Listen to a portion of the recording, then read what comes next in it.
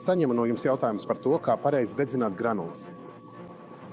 Kontrolieris jau sākotnēji ir iestatīts granulu dedzināšanai. Gaisa un padeves parametri ir ieprogrammēti kontroliera atmiņā, tāpēc šeit vairs nekas nav jāmaina. Mūsu katls ir pielāgots A1 klases granulu dedzināšanai. Tās nodrošina tīru un bezdūmu sadegšanu. Pareizu granulu dedzināšanu var atpazīt pēc tā, ka kurtuves kamera ir gaiša un tīra, bet pelni ir īvdeni. Tie nav sakusuši kopā. Ja kurtuvē pamanām nosēdumus vai darbu, tas liecina par nepareizu kurināmā sadegšanu.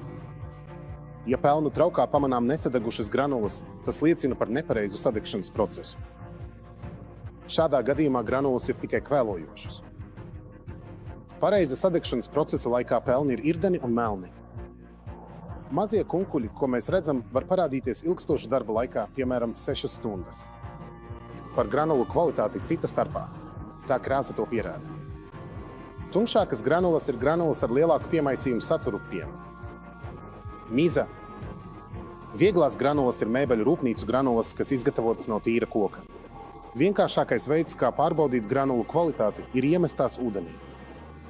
Pēc dažām minūtēm granulām vajadzētu pārvērsties zāģu skaidrās.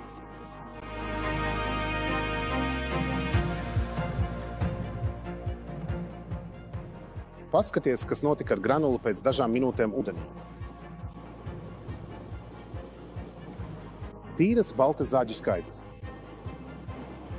Labas granulas nozīmē mazāk problēmu katlā, skurstenī, mazāk kvēpu, mazāk pelnu, mazāk raižu.